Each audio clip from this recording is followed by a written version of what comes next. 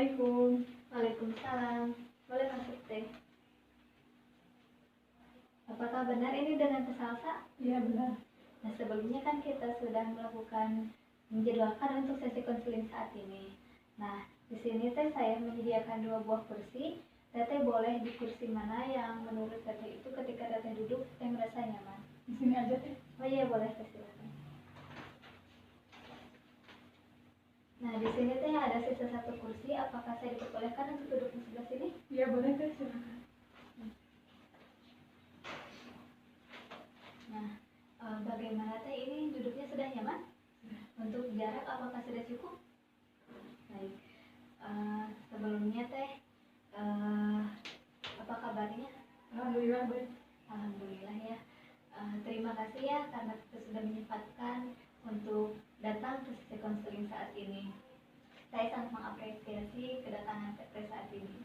Bagaimana teh barusan perjalanannya di sini, apakah lancar? Alhamdulillah. Belum macet. Macet ya. Nah, kemudian kesibukan saat ini apa gitu? Sedang kuliah, mengerjakan tugas kuliah Oh iya. Kalau boleh tahu sekarang teteh kuliah di mana? di Institut Agama Islam Tasikmalaya. Oh iya. Nah, sebelumnya teh saya alangkah baiknya kita saling memperkenalkan diri terlebih dahulu ya teh. Perkenalkan, nama saya Rimanur Azizah, asal dari Tasikmalaya. Saya kuliah di Universitas Muhammadiyah Tasikmalaya, jurusan S1 Bimbingan dan Konseling. Sekarang teteh boleh memperkenalkan diri. Perkenalkan, nama saya Salsa Rupiatul Ula dari Salopa. Saya kuliah di Institut Agama Islam Tasikmalaya semester 7 Prodi Ekonomi Syariah. Baik ya teh, udah semester 7 ya, berarti bentar lagi lulus. Nah, apakah teteh sebelumnya pernah mengikuti sesi konseling? Belum pernah. Oh, belum pernah, berarti ini yang pertama kali ya teh. Kalau boleh tahu teteh tahu konseling ini dari siapa? Dari teman. Oh, dari teman. Nah, di sini mungkin saya akan sedikit menjelaskan apa itu sesi konseling. Nah, sesi konseling ini adalah upaya bantuan dari seorang konselor kepada konseli, yang dimana pada sesi konseling saat ini konselornya itu yaitu saya dan konselingnya itu yaitu teteh. Nah, dimana di sini saya akan membantu menyelesaikan permasalahan yang sedang dihadapi oleh teteh. Nah, dalam sesi konseling juga ada 3 asas, ada asas-asas. Yang pertama ada asas kesukarelaan. Sebelumnya teh saya ingin bertanya, kedatangan teteh ke sini untuk melakukan sesi konseling, apakah keinginan sendiri ataupun ada paksaan dari orang lain? Keinginan sendiri. Wah, alhamdulillah ya. Berarti itu merupakan salah satu asas kesukarelaan ya, yang dimana teteh itu datang ke sini keinginan sendiri, nggak ada dorongan ataupun paksaan dari orang lain, dari luar. Nah, kemudian yang kedua ada asas kerahasiaan, yang dimana asas kerahasiaan ini dalam sesi konseling ini semua permasalahan yang teteh sampaikan ini tidak akan ada seorang pun yang mengetahuinya kecuali atas izin teteh. Nah, di sini saya ingin bertanya teh, kalau boleh tahu siapa aja yang menurut teteh permasalahan ini boleh dikasih tahu? Saya pribadi sama teteh aja. Oh, berarti saya sama teteh aja ya. Nanti mungkin ketika ada orang yang bertanya gitu apa maksud teteh kesini ataupun mempertanyakan permasalahan yang teteh, mungkin saya tidak akan memberitahunya ya, kecuali atas dasar kesepakatan dari teteh. Kalau teteh mengizinkan untuk memberitahu, baik itu orang tua teteh ataupun orang lain, teman teteh ataupun siapa, saya akan konfirm terlebih dahulu kepada teteh. Nah, kemudian yang ketiga ada kontrak waktu, yang dimana dalam sesi konseling ini kita akan melakukan sesi konseling beberapa sesi.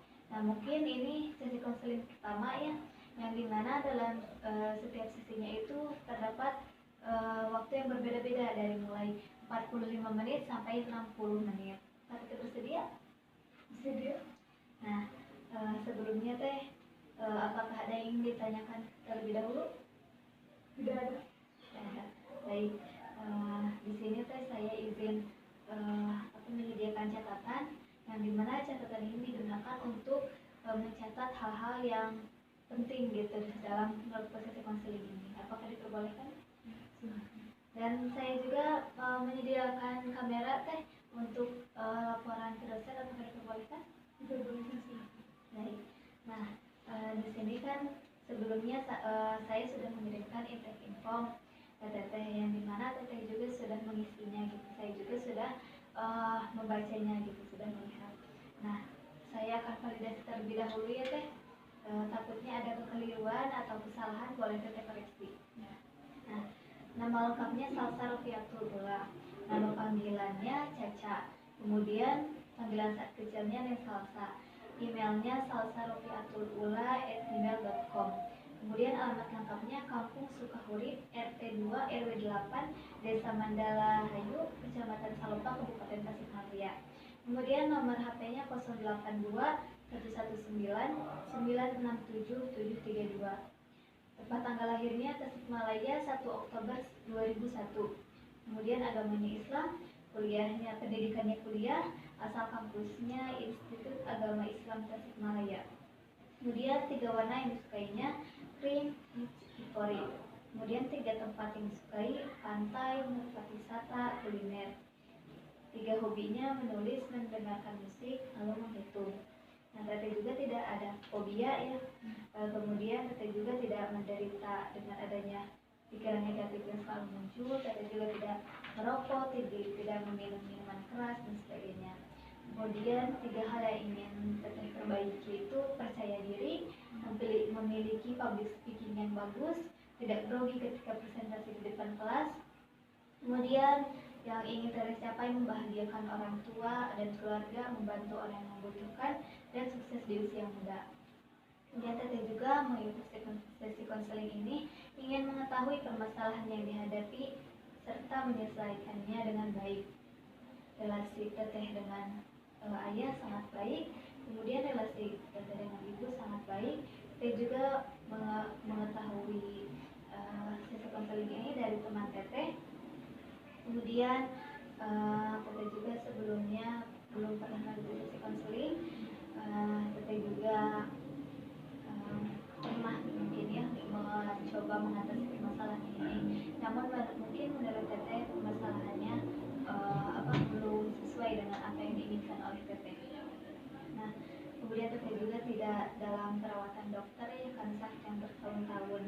Kemudian Teteh juga tidak sedang mengkonsumsi obat, tapi Teteh juga memiliki masalah-masalah fisik yang dialami oleh Teteh, kayak mungkin sakit kepala sebelah, leher belakang terasa kaku, sariawan, kemudian kram saat menstruasi, tangan terasa sangat dingin, kram atau kaku pada tangan dan persendian.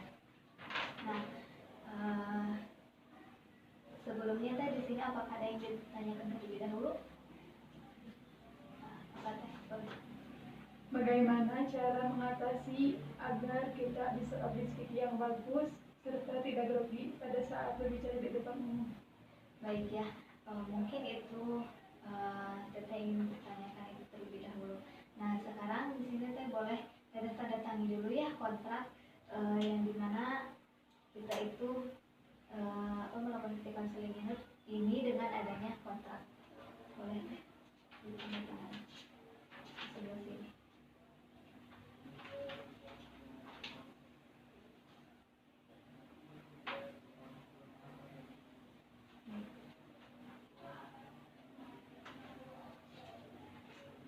Terima kasih Teh. Nah, sebelumnya apakah kita bisa mulai sesi konseling? Ya. Baik, nah sebelumnya kan saya sudah menerima intake info dari Teteh, yang dimana Teteh itu sedang mengalami beberapa permasalahan gitu ya. Nah, jika diskalakan Teh, kalau boleh tahu permasalahan yang dihadapi oleh Teteh saat ini, Teteh ada di skala berapa? Yang dimana 1 sampai 10, yang dimana skala 1 itu Teteh merasa sangat tidak percaya diri, dan skala 10 itu Teteh sudah percaya diri. Skala 5 Teh. Baik ya, ada di skala 5, yang dimana skala 5 itu Teteh merasa mungkin ada rasa percaya diri dan ada juga rasa tidak percaya diri gitu.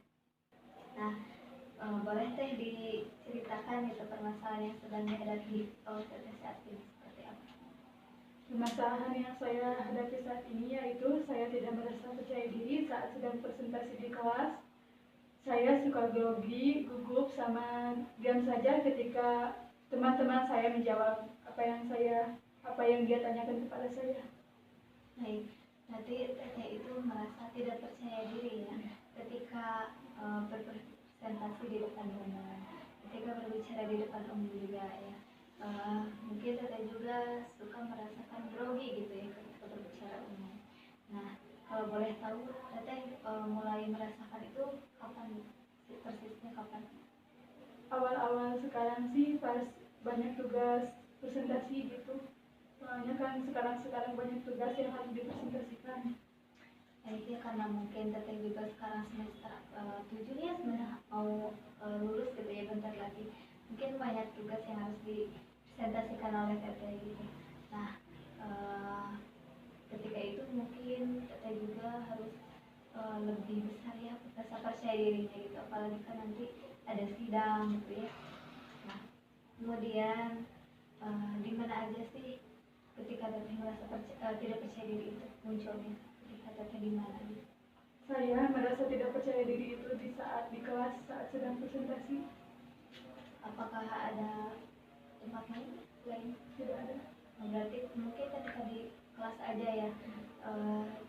Tapi ketika mungkin ngobrol sama teman di luar kelas gitu, mungkin itu seperti biasa gitu, biasa aja, nggak ada kayak grogi kayak gitu, tidak percaya diri. Kemudian persisnya seperti apa sih tidak percaya diri itu yang dirasakan?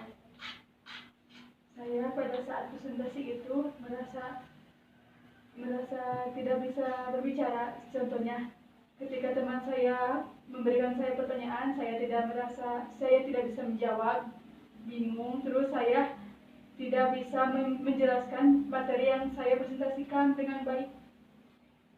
Dan kita itu merasa tidak percaya diri itu awalnya mungkin karena banyak tugas, dan teteh juga merasa kurang kemampuan teteh itu dibandingkan teman teteh gitu ya. Nah, apa yang dirasakan teteh gitu ketika melakukan presentasi itu, ketika rasa tidak percaya diri itu muncul, apa yang dirasakan oleh teteh? Saya merasa overthinking karena takut teman-teman saya tidak paham apa yang saya jelaskan. Saya juga takut dosen saya mengomentari materi yang saya jelaskan karena saya tidak percaya diri. Baik, berarti dan teteh itu rasa tidak percaya diri itu karena ada pikiran negatif gitu ya, pikiran yang mungkin teteh itu overthinking terhadap diri teteh gitu, melihat mungkin teman-teman teteh yang sedang duduk gitu memperhatikan materi dari teteh, takut mungkin materinya tidak sampai kepada teman teteh, dan mungkin teteh juga takut dimarahi oleh dosen teteh gitu ya. Nah, kalau boleh tahu, apakah sebelumnya teteh pernah dimarahi oleh dosen teteh? Pernah. Kalau boleh tahu karena apa gitu sehingga teteh bisa dimarahi oleh dosen teteh? Karena pada saat saya sedang presentasi, saya salah dalam berbicara. Berarti teteh itu pernah dimarahi oleh dosen teteh karena salah dalam berbicara gitu ketika menyampaikan materi itu gitu. Nah, kemudian apa yang dilakukan oleh teteh ketika teteh kena marah gitu atau kena koreksi dari dosen? Apakah teteh cuma diam aja ataupun mungkin mengoreksinya? Saya hanya diam saja ketika dosen saya mengomentari saya, karena saya belum percaya diri pada saat itu. Berarti teteh itu mungkin pada saat itu teteh ketika dimarahin dosen, teteh hanya diam karena teteh mungkin bingung ya harus bersikap seperti apa gitu. Nah, lalu tadi kan katakan bahwa teteh takut teman-teman teteh tidak mengerti atas materi yang disampaikan oleh teteh. Apakah sebelumnya teteh juga pernah kena marah ataupun apa dari teman-teman? Berarti itu mungkin karena pikiran teteh ya yang takut gitu, overthinking gitu terhadap diri teteh sendiri gitu, padahal tidak ada problem ataupun apa dari teman teteh. Nah, kemudian hasil akhir apa yang dicapai oleh teteh ke depannya? saya ingin lebih percaya diri ketika presentasi. Saya hanya ingin memiliki public speaking yang bagus seperti teman-teman saya, sehingga saya bisa berbicara di depan umum dengan baik. Baik ya. Dan teteh itu ingin lebih percaya diri ke depannya, ingin merubah gitu menjadi diri pribadi yang lebih baik lagi, yang dimana teteh itu ingin lebih percaya diri dalam berpresentasi, kemudian teteh juga ingin memiliki public speaking yang baik gitu ya. Nah, lalu adakah langkah awal gitu untuk mencapai untuk keluar dari masalah ini gitu yang dilakukan oleh teteh? Langkah awalnya apa? Langkah awalnya saya akan mempelajari materi-materi yang akan saya presentasikan terlebih dahulu. Saya akan mendiskusikan bersama teman saya, melakukan presentasi dengan teman dekat saya, supaya kalau presentasi tidak grogi lagi, supaya lebih percaya diri. Baik ya, sangat bagus gitu ya teh. Langkah awal yang akan dilakukan oleh teteh itu mungkin yang pertama itu teteh akan mempelajari materi terlebih dahulu gitu ya untuk melakukan presentasi. Kemudian teteh juga akan mencoba melakukan diskusi mungkinnya bersama teman gitu. Apakah yang disampaikan oleh teteh itu apakah dapat dimengerti atau tidak? Nah mungkin sangat bagus ya teh langkah awal yang dilakukan oleh teteh. Nah kemudian kalau boleh tahu sudah berapa lama gitu teteh tidak merasakan tidak percaya diri ini? 2 minggu ke belakang mungkin teh. Oh berarti baru-baru ya, karena mungkin tugasnya juga baru-baru saat ini gitu ya. Teteh juga merasa bahwa tidak percaya diri yang mungkin menurut teteh ini sangat sulit gitu ya untuk percaya diri. Nah kemudian apa sih yang membuat teteh tidak percaya diri ini? Yang membuat saya tidak percaya diri saat sedang presentasi yaitu saya merasa takut apa yang diobrolin sama saya itu salah, takut saya menyampaikan materi tersebut salah, sehingga saya takut teman-teman saya tidak paham apa yang saya sampaikan. Juga saya takut sama dosen, takut dikomentari gitu. Oh berarti teteh itu ada rasa ketakutan gitu ya, kecemasan gitu terhadap diri teteh gitu, takut semua orang itu menganggap diri teteh itu apa gitu ya, karena mungkin teteh juga menganggap diri teteh itu kemampuan yang dimiliki oleh teteh itu lebih rendah gitu dibandingkan kemampuan yang dimiliki oleh teman teteh yang mungkin menurut teteh itu lebih baik. Nah lalu pada saat apa aja sih rasa tidak percaya diri itu muncul? Apakah mungkin ketika presentasi aja ataupun ketika ngobrol sama teman juga gitu masih, atau sama orang yang nggak dikenal mungkin ada rasa tidak percaya diri gitu bahwa saya itu bisa memulai percakapan atau Saya sejak tidak percaya diri itu hanya dari di kelas saja sih saat presentasi. Oh berarti teteh cuma dalam presentasi aja ya, di dalam kelas aja. Nah kemudian ini masuk ke sana ya teh, kalau boleh tahu situasi gimana gitu ketika rasa tidak percaya diri itu muncul? Ketika saya di depan kelas melakukan presentasi, jadi saya tidak percaya diri. Oh jadi teteh itu merasa tidak percaya dirinya ketika berada di situasi di dalam kelas gitu ya. Terus kemudian ketika dalam situasi itu, ketika di dalam kelas itu, ketika teteh dalam menyampaikan materi itu, materi presentasi itu, pikiran yang dipikirkan oleh teteh itu apa sih gitu? Saya berpikiran teman saya sama dosen saya itu tidak mengerti sama materi yang saya sampaikan, sehingga saya overthinking apa yang saya sampaikan itu salah, takut salah gitu. Baik, dan teteh ini merasa overthinking gitu ya ketika teteh dalam situasi berada di dalam kelas melakukan presentasi, kemudian teteh suka muncul perasaan overthinking gitu, pikiran overthinking gitu ya, overthinking terhadap dosen teteh dan teman teteh gitu ya. Kemudian dan perasaan ketika dalam situasi di dalam kelas, kemudian teteh sering berpikiran overthinking. Perasaan apa yang muncul dalam diri teteh?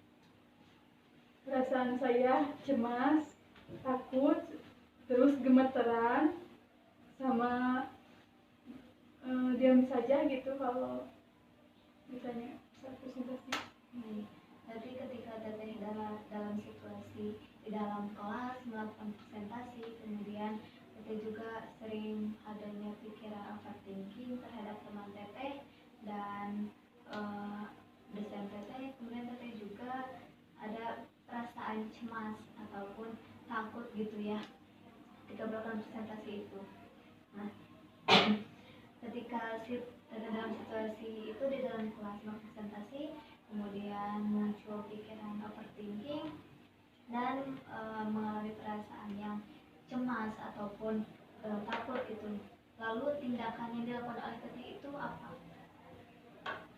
Tindakan yang saya lakukan yaitu saya hanya diam saja karena saya bingung harus menjawab apa. Soalnya kalau saya menjawab saya takut salah karena saya belum percaya diri.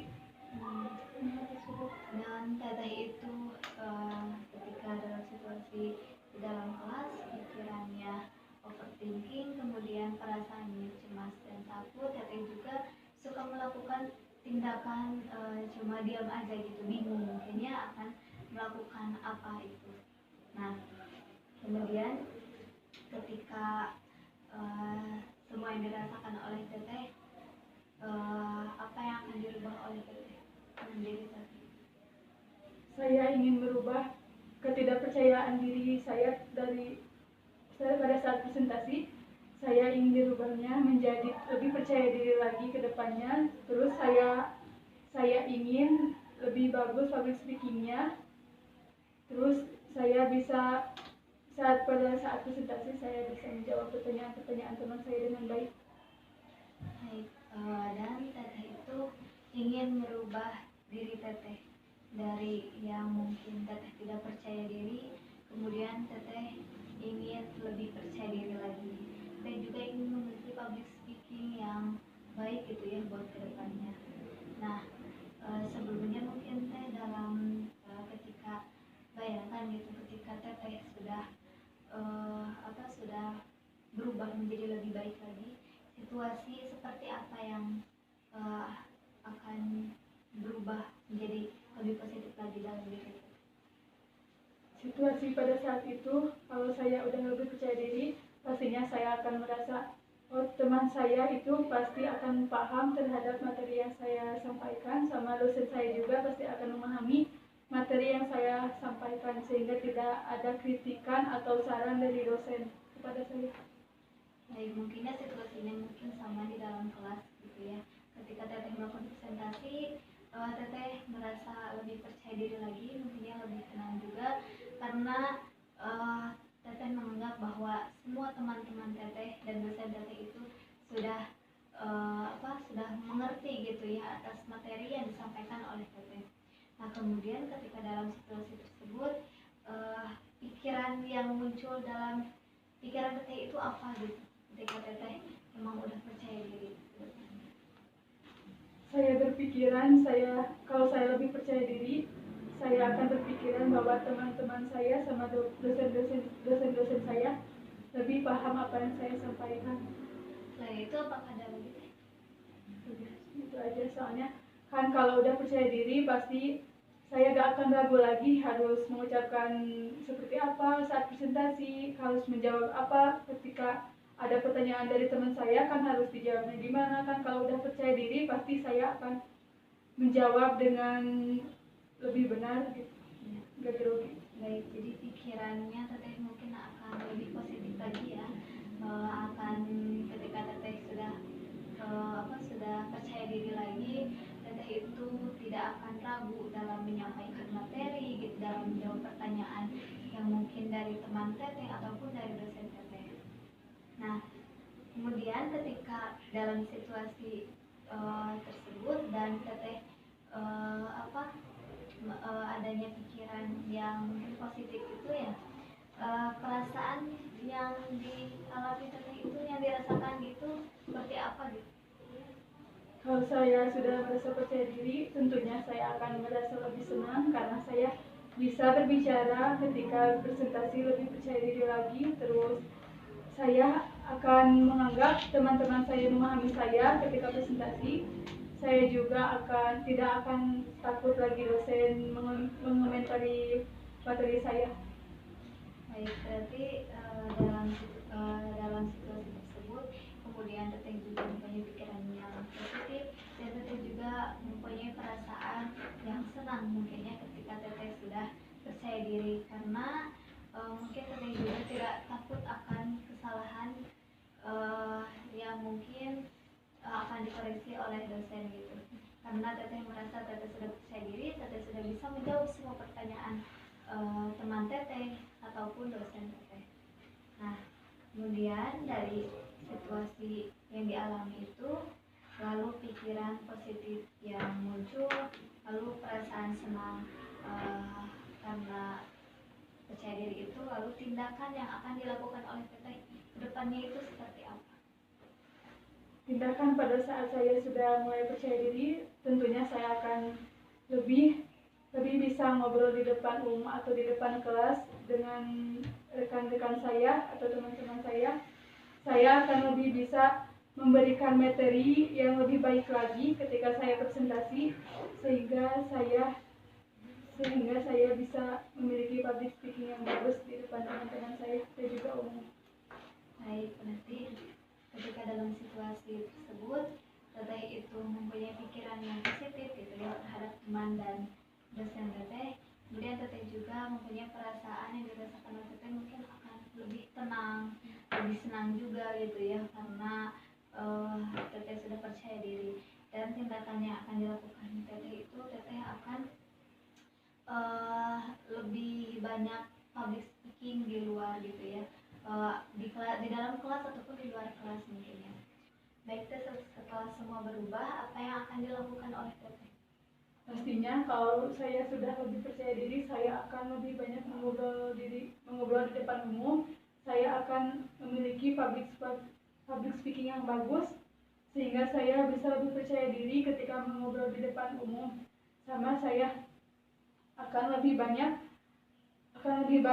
menanyakan ke orang yang asing, terus menanyakan terlebih dahulu, memulai percakapan.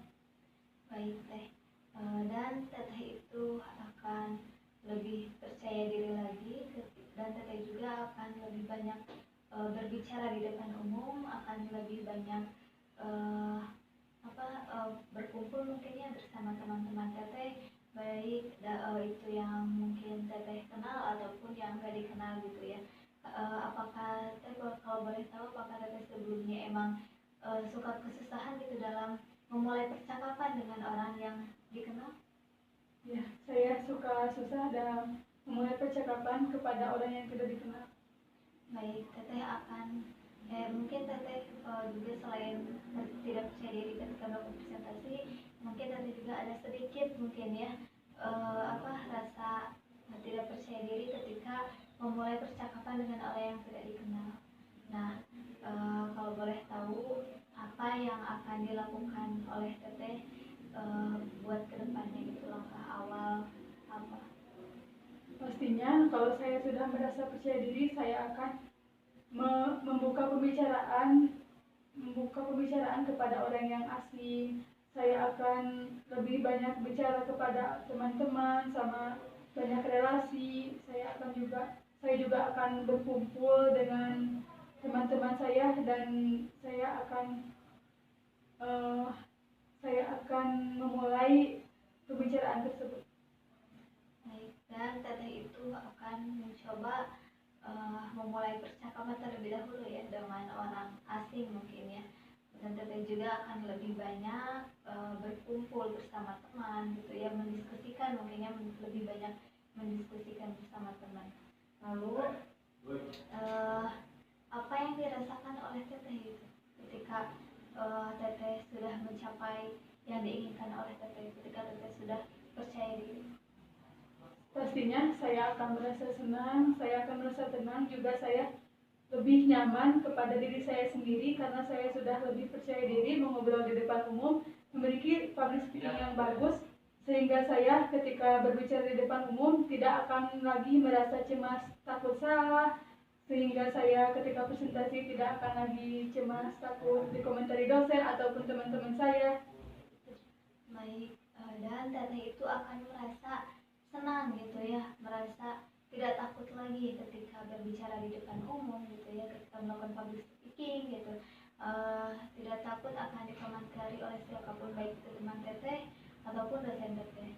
Nah, kalau boleh tahu, rasa senang yang dirasakan oleh teteh itu seperti apa gitu senangnya? Saya akan senang karena saya merasa kalau sudah percaya diri, saya akan merasa oh, teman saya sekarang sudah mengerti apa yang saya sampaikan ketika saya presentasi, ketika saya mengobrol di depan umum, saya akan lebih lebih baik lagi public speakingnya, sehingga orang-orang yang ada di depan saya atau yang sedang saya diberikan materi akan lebih mengerti apa yang saya berikan. Baik, dan teteh itu merasa senang gitu karena mungkin melihat teman-teman teteh yang paham akan materi yang disampaikan oleh teteh. Jadi teteh itu akan merasa senang gitu ya, merasa senang ketika melihat teman teteh yang mungkin lebih apa ya, lebih paham gitu akan materi yang disampaikan oleh teteh. Kemudian teteh juga tidak takut akan dikoreksi oleh teman teteh ataupun dosen teteh gitu ya. Jadi akan lebih tenang aja gitu pada diri teteh sendiri. Kemudian teteh juga mungkin akan merasa bangga gitu ya, karena teteh akan mengalami perubahan gitu ya dalam diri teteh. Nah, kemudian kalau diskalakan teh, kalau diskalakan ketika sebelum teteh melakukan sesi konseling, kan tadi di awal teteh menyebutkan bahwa teteh itu berada di skala 5, yang dimana teteh itu merasa agak ada rasa percaya diri dan ada juga rasa tidak percaya diri gitu. Nah, kalau sekarang di akhir sesi konseling ini, jika diskalakan 1 sampai 10, yang dimana 1 itu teteh merasa sangat tidak percaya diri, dan kemudian skala 10 itu teteh merasa sangat percaya diri. Kalau boleh tahu teh, sekarang teteh ada di skala berapa? Saat ini saya berada di angka 7. Kalau boleh tahu teh, angka 7 itu seperti apa gitu yang dirasakan oleh teh? Dan saat ini saya lebih percaya diri lagi, saya bisa lebih percaya diri lagi terhadap diri saya menjadi lebih baik lagi. Terus selain itu, saya juga pada sesi konseling ini saya juga menemukan tahapan atau solusi-solusi terhadap permasalahan yang saya hadapi ini. Saya lebih bisa mengeluarkan permasalahan ini menjadi lebih baik lagi, dari yang tidak percaya diri menjadi lebih percaya diri lagi, sehingga saya lebih bisa public speaking yang bagus dan mempercayakan diri saya ketika presentasi di kelas.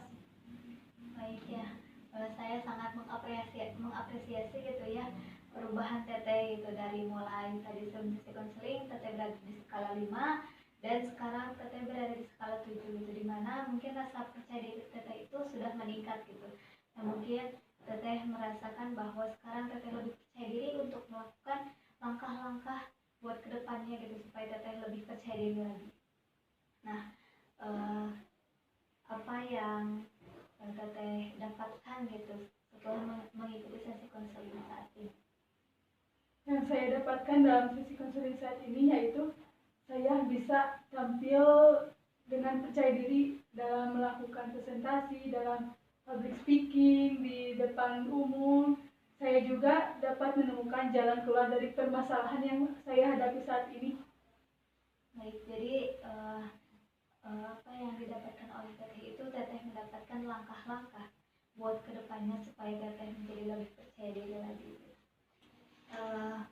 Mungkin kedepannya teteh itu semoga teteh bisa lebih meningkatkan percaya diri teteh gitu, mulai dari hal-hal kecil, dari mulai tadi yang dikatakan oleh teteh itu langkah awal yang dilakukan teteh itu yaitu teteh ingin mempelajari materi terlebih dahulu, kemudian mencoba mempresentasikan kepada teman teteh gitu. Nah, apakah teteh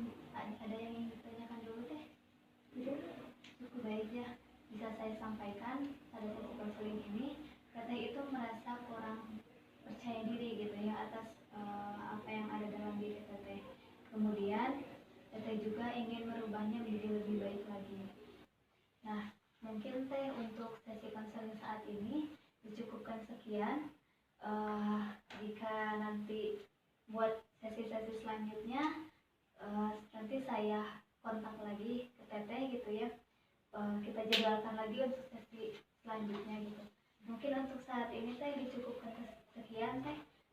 Mohon maaf bila dalam sesi konseling ini masih ada kekurangannya gitu. Boleh teh sekarang